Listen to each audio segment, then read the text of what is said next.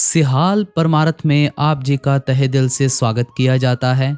आज की वीडियो ये हिंदी में होने जा रही है और सवाल जवाब पूरे सुनिएगा। आज डेरा ब्यास में जो माहौल बना हुआ था शायद ही पहले कभी ये बना हो माहौल, क्योंकि आज बाबा जी ने हंसा हंसा कर पेट दर्द करवा दिया सभी का। और हुजूर जी को भी आज डांट लगाई हल्की सी। वो मुर्शद हैं, अपने तरीके से करते रहते हैं। आज जो डेरा ब्यास के सवाल जवाब रहे वो आप सभी के साथ वन बाय वन शेयर किए जाएंगे बिल्कुल शॉर्टली। तो आप जी सभी समूह साथ संगत से मैं बेनती करूंगा कि पहले तो चैनल को कर दें सब्सक्राइब जो नए दोस्त आ रहे हैं, और ऑल नोटिफिकेशन बेल पे प्रेस कर दीजिएगा। आप कहाँ कहाँ से देखते हैं एक प्यारा सा कमेंट लिख दीजिएगा राधा स्वामी का। तो आओ आज के सवाल जवाब हम सुनते हैं। जो बाबा जी के आने से पहले शब्द पढ़े जा रहे थे तो वो शब्द कुछ इस प्रकार थे। पहला शब्द था मैं निर्गुणिया गुण नहीं कोई। दूसरा शब्द था गुरु जैसा ना ही कोई देव। पहला सवाल जो किया गया था वो कुछ इस प्रकार था कि बाबा जी दया करो कि इस मोह माया के जाल से या इस दुनिया से निकल सकें। फिर बाबा जी ने कहा कि बेटा सोच तो अच्छी है, अगर हम लक्ष्य की तरफ ध्यान रखेंगे तो ही बात बन पाएगी ना। फिर साथ में बाबा जी ने यह भी फरमा दिया कि बेटा हमें मांगने की ज़रूरत नहीं है, हमने करनी में जाहिर करना है, जो करना है करनी में जाहिर करते हुए हमने आगे बढ़ना है। फिर उन्होंने कहा कि बाबा जी दया करना। और एक सवाल और है कि बाबा जी मेरी बहन ने आपके साथ मिलने के लिए आपका जो भी प्रोटोकॉल होता है वो फॉलो किया, लेकिन बाबा जी वो आपके साथ नहीं मिल पाई। फिर उन्होंने कहा कि बाबा जी क्या आप उनके साथ मिलोगे। फिर आपको पता है कुल मालिक को सब पता होता है कि उनकी कोई दुनियावी मांग होगी। फिर बाबा जी ने कहा कि ये दुनियावी मामले तो चलते रहेंगे। एक लड़की थी वो काफ़ी ज़्यादा पढ़ी लिखी हुई थी, तो उन्होंने जब बाबा जी के साथ सवाल जवाब किए तो वो काफ़ी ज़्यादा पहले रोई और उन्होंने कहा कि बाबा जी मेरे को घर वाला भी मेरा मारता है, और मतलब कि बहुत ज़्यादा डिस्टर्ब थी वो अपनी लाइफ से। तो ऐसा कुछ सवाल किया बाबा जी के साथ उन्होंने। फिर बाबा जी ने उस बेटी के सवाल को बीच में रोकते हुए कहा कि बेटा देखो, सबसे पहली बात यह है कि घर की चीज़ें जो है वो पब्लिक में कभी भी शेयर नहीं करते हैं।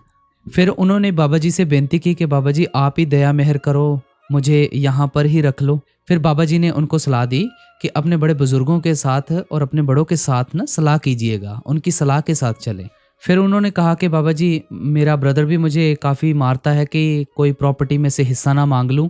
फिर बाबा जी ने कहा कि बेटा देखो सारी दुनिया एक तरफ तो नहीं हो सकती है ना। फिर बाबा जी ने उनको यही सलाह दी कि बड़े बुजुर्गों के साथ बैठकर सलाह कीजिए और सलाह के साथ चलिए। फिर उन्होंने कहा कि बाबा जी मुझे कोई ऐसी बात बोलो जो मुझे सदा के लिए याद रहे। तो बाबा जी ने कहा मुझे 30-35 साल हो गए हैं बोलते बोलते। फिर बाबा जी ने कहा कि क्या मैं अभी थका नहीं हूँ बोल बोल कर। फिर बाबा जी ने सीधी बात कही कि अच्छे इंसान बनो और माँ बाप की बेटा सेवा करो। फिर अगला सवाल किया गया कि बाबा जी मैं जब भी स्टेज पर आता हूँ तो बहुत ज़्यादा घबरा जाता हूँ। फिर बाबा जी ने अपना बताया कि बेटा मुझे भी बहुत घबराहट होती है जब मैं स्टेज पर आता हूँ। बाबा जी ने कहा कि जब मैं पिछले संडे आया था स्टेज के ऊपर तो मैं बहुत घबरा रहा था सत्संग के वक़्त। फिर बाबा जी ने कहा कि अब मेरे को ये बता कि अब क्या करें, क्योंकि निभाना तो किसी और ने है नहीं, निभाना तो हमने है, फिर घबराना किस बात से है। फिर अगला सवाल किया गया एक बहन के द्वारा। उन्होंने कहा कि बाबा जी पहले मैं सेवा पर जाया करती थी, सत्संग सुना करती थी और मेरा बहुत ही प्यारा माहौल बना हुआ था। अब ऐसी सिचुएशन आ गई है कि ना तो मेरे बच्चे सत्संग पर जाते हैं और ना ही मेरे से जाया जाता है, सारा माहौल बिगड़ा पड़ा है। तो मेरे को बताओ बाबा जी क्या किया जाए। फिर बाबा जी ने फरमाया कि बेटा सबसे ज़्यादा जो फ़र्ज़ होता है वो माँ बाप का फ़र्ज़ होता है बच्चों को अच्छे काम के लिए प्रेरित करना। फिर बाबा जी ने कहा कि अब देखो थोड़ा माहौल चेंज हो गया है, बड़े हो रहे हैं, तो थोड़ा उनके साथ ज़बरदस्ती करने की कोशिश नहीं करनी है, माहौल के साथ ढालने की कोशिश करनी है उनको और समझाना है, समझा के आगे बढ़ाना है। फिर बहन जी ने कहा कि बाबा जी टेंशन्स काफ़ी ज़्यादा बढ़ गई हैं तो कुछ समझ नहीं आता है। तो बाबा जी ने एक पंजाबी की कहावत बोली कि वो पंजाबी में एक कहावत है ना कि आ बैल मुझे मार। बाबा जी ने फिर फरमाया कि इंसान को कोई फिक्र ना भी हो तो भी फिक्र करता ही रहता है, करता ही रहता है। फिर बाबा जी ने फरमाया कि देखो हम मन के पीछे लगे हुए हैं, मन के पीछे लग जाते हैं तो हमारी फिक्रें और ज़्यादा बढ़ जाती हैं, क्योंकि जब तक हम मालिक के ऊपर नहीं छोड़ेंगे, मन के पीछे लगे रहेंगे तो दबाव के नीचे तो हम ही आएंगे ना, और तो कोई आएगा नहीं बेटा। फिर अगला सवाल किया गया, एक नामदान के रिलेटेड सवाल किया गया कि बाबा जी जब आप नामदान देने आते हैं तो मैंने वहाँ पे ये महसूस किया कि आपने हमारी तरफ नहीं देखा। तो कुछ ऐसा ही सवाल था। तो फिर बाबा जी ने इसके ऊपर जो एक्सप्लेनेशन दी कि बाबा जी ने कहा कि बेटा आपको कैसे पता कि मैंने आपकी तरफ नहीं देखा। जब मैं वहाँ पर आता हूँ, नामदान घर में आता हूँ, क्या मैं आंखें बंद कर लेता हूँ?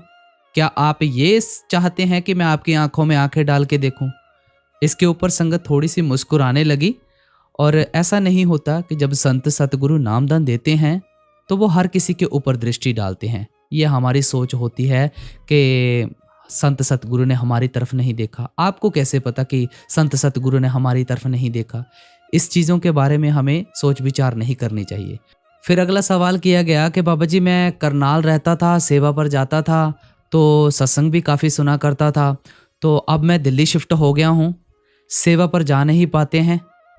फिर बाबा जी ने फरमाया कि बेटा पहली बात तो ये बताओ कि दिल्ली में सेवा नहीं होती, क्या करनाल वाले ही सेवा करते हैं? फिर बाबा जी ने अच्छे से समझाया कि बेटा सेवा तो सेवा ही होती है ना, वो ऐसा तो नहीं है, ऐसा तो नहीं है किसी धार्मिक स्थान पे चले गए वहाँ पे सेवा कर दी वो हमारी सेवा होती है। नहीं बेटा, कहीं भी हम चले जाते हैं निष्काम भाव से करते हैं, उसे सेवा में गिना जाता है। फिर अगला सवाल किया गया कि बाबा जी प्रेम में इतनी पीड़ा क्यों होती है? तो बाबा जी ने फरमाया कि अवस्था बेटा हम खुद बना देते हैं। हम सोच लेते हैं कि हमें ध्यान बांटने की ज़रूरत है, लेकिन ध्यान इकट्ठा करना है बेटा, तीसरे तिल के ऊपर लाना है। जब तक ध्यान तीसरे तिल के ऊपर नहीं आएगा, प्रेम की अवस्था नहीं बन पाएगी प्रॉपर। अगर हम पॉजिटिव सोचेंगे, पॉजिटिव रहेंगे तो ही तो हमारे साथ पॉजिटिव होगा ना। नेगेटिव थिंकिंग सोचते रहेंगे, नेगेटिव ही करते रहेंगे तो हमारा माहौल भी काफ़ी बिगड़ेगा। फिर अगला सवाल किया गया कि बाबा जी मुझे बख्श लो, अगर मुझे अंदर से दर्शन नहीं देने हैं तो मुझे अपने साथ ले जाओ। फिर बाबा जी ने फरमाया कि बेटा आना जाना तो उस मालिक के हुक्म में है, जब वो ठीक समझेगा बेटा, वक़्त आया होगा तो ले जाएगा। फिर बाबा जी ने फरमाया कि हुक्म मनिए पाइए। फिर अगला सवाल किया गया कि बाबा जी मुझे माफ़ करना, मैं आपकी लाज नहीं रख पाया। फिर उन्होंने कहा कि बाबा जी क्या आप मेरी लाज रख लेंगे? फिर बाबा जी ने फरमाया कि हम बेटा सृष्टि में आए हैं ना, तो हमारे में गुण भी हैं और अवगुण भी हैं। हमें सीखने का मौका दिया गया है, अगर हम सीखेंगे नहीं तो आगे कैसे बढ़ पाएंगे? सीख कर बेटा आगे बढ़ना है हमने। फिर उन्होंने कहा कि बाबा जी मैंने सुना है कि मुर्शद हर कुछ कर सकता है, क्या मैंने ठीक सुना है? तो बाबा जी ने फिर कहा कि हाँ बेटा, मुर्शद हर कुछ कर सकता है। फिर बाबा जी ने साथ में ये भी फरमा दिया कि बेटा क्या हम उस चीज़ को संभाल पाएंगे? क्या हमारे में इतनी ताकत है? इस बात में गहराई बहुत ज़्यादा है, इस बात को लफ्ज़ों के ज़रिए नहीं समझा जा सकता है। सबसे ज़रूरी बात तो यही है कि पहले आपको इस करनी के ऊपर अच्छे से उतरना पड़ेगा। सीधा सा फंडा है, सिमरन और भजन का टाइम दिया गया है, पहले उसे पक्का करना पड़ेगा। क्योंकि लफ्ज़ों के साथ जितना मर्जी समझाते जाओ, जब तक अंदर से विश्वास नहीं मिलेगा, ये नहीं पता लगेगा कि मुर्शिद हर कुछ कर सकता है। भाई बहुत कुछ कर सकता है, सब कुछ मुर्शिद कर सकता है। अगर हमने अपनी बागडोर उस संत सतगुरु को दी है ना, तो ऐसे नहीं दी, उन्होंने हमारी संभाल की है, करते हैं और आगे भी करेंगे। तो इस चीज़ को लफ्ज़ों के साथ बयान नहीं किया जा सकता है, समझना है, अंदर से महसूस करना है। जो इस लड़के का सवाल था वो चलता चलता चलता चलता थोड़ा हंसी में बदल गया। फिर वो कहने लगा कि बाबा जी अगर आपने ऐसा नहीं किया तो मैं आपके ऊपर कोर्ट केस करूँगा। तो बाबा जी ने फरमाया कि बेटा कहाँ पे कोर्ट केस करेगा? तो वो कहने लगा कि मैं धर्मराज के पास कोर्ट केस करूँगा आपके खिलाफ। फिर बाबा जी ने कहा, ओहो अच्छा, मेरे को लगता है तू एक पिक्चर देख के आया है जिसका नाम है ओ माई गॉड, तभी तू मेरे को कटघरे में खड़ा करेगा। अच्छा समझ गया। फिर बाबा जी कहने लगे कि मेरी पेशी कहाँ पर करवाएगा? वो लड़का कहने लगा कि बाबा जी मैं आपकी पेशी तीसरे तिल के ऊपर करवाऊंगा। फिर बाबा जी ने जो जवाब दिया ना, ये चुप करवा देने वाला जवाब है। बाबा जी ने कहा वहां पर तो धर्मराज खुद नहीं पहुंच सका है, तू मेरी पेशी किसके पास करवाएगा? समझे बात को आप, कि पूरे संत सतगुरु जो होते हैं वही सिर्फ तीसरे तिल तक पहुंचे हैं और कोई नहीं पहुंचता। देवी देवता भी नीचे ही रह जाते हैं।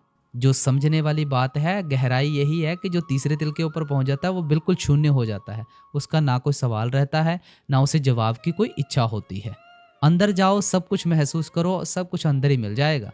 और जब ये कोर्ट वाला सवाल चल रहा था पंडाल में, तो संगत इतनी ज़्यादा ज़ोर से हंस रही थी ना कि मानो इतना खुशनुमा माहौल बन गया था पंडाल में, इतना खुशनुमा माहौल कि सभी के पेट दर्द करने लग पड़े। इतनी ज़्यादा ज़ोर ज़ोर से हंसी की आवाज़ें आ रही थी पंडाल से। फिर वो लड़का कहने लगा कि बाबा जी मेरी ख्वाहिश पूरी करोगे ना आप? तो बाबा जी कहने लगे कि अगर तू ऐश्वर्या राय पूछेगा मेरे से कि ऐश्वर्या राय को दे दे, तो क्या मैं दे सकूंगा? नहीं ना। फिर वो लड़का कहने लगा कि बाबा जी मेरी ना घरवाली मुझे ना बहुत ज़्यादा ताने मारती है। फिर बाबा जी ने कहा कि जब शादी तूने की है तो ताने भी तुझे ही सुनने पड़ेंगे ना। फिर बाबा जी ने कहा कि वो कहती होगी कि आप मेरे साथ तो प्यार कर नहीं सके, बाबा जी के साथ प्यार करने को चले हैं। संगत इतनी ज़्यादा ज़ोर से हंसी पंडाल में, ओह माय गॉड, बहुत खुशनुमा माहौल सा बन गया था। फिर अगला सवाल बच्ची द्वारा किया गया कि बाबा जी मैं हुजूर से बहुत ज़्यादा नाराज़ हूँ। जब भी मैं सिमरन भजन पे बैठती हूँ आपका चेहरा आता है, हुजूर का धुंधला धुंधला सा आता है चेहरा। फिर जब ये बात हुई तो बाबा जी ने पहले चेहरा हुजूर की तरफ किया, फिर बोला ओए हुजूर। और जो उनके साथ आपसी बात हुई, फिर बाबा जी ने कहा कि मैंने अब हुजूर जी को कह दिया है। मोस्ट ऑफ द सवाल जो है वो आज हंसी में ही टाल दिए सारे बाबा जी ने। जो जो सवाल कुछ मेन थे जिनका जवाब देना बहुत ही ज़्यादा कंपलसरी था, इट मीन्स कि ज़रूरी था, तो वो बाबा जी ने जवाब सीरियसली दिए और हमें वो समझने चाहिए। और कुछ सवाल ऐसे हुए कि मानो आज पंडाल खुद खुश हो गया होगा कि क्या बात है, आज क्या संत सतगुरु ने यहाँ पे हंसी का माहौल बनाया। इतना ज़्यादा पंडाल में हंसी का माहौल बन गया था। जो जो डेरा ब्यास जाके आए हैं वो आज कमेंट ज़रूर करना कि कौन कौन ब्यास जाके आया है और कहाँ कहाँ से देख रहे हैं। आज की ये वीडियो स्पेशली हिंदी में आपके सभी के साथ शेयर की गई है, तो इसको आगे ग्रुप्स में शेयर कर दीजिएगा। और लास्ट में ये आपको वीडियो शो हो रही होंगी तो इनको भी ज़रूर देखिएगा। तो मैं आपका दोस्त हुसन सिहाल जाता जाता आपसे बेनती करूंगा कि चैनल को सब्सक्राइब करके ऑल नोटिफिकेशन बेल ज़रूर दबा दीजिएगा। For more updates join WhatsApp, Instagram and Facebook. Thank you very much. Radha Swami सभी को।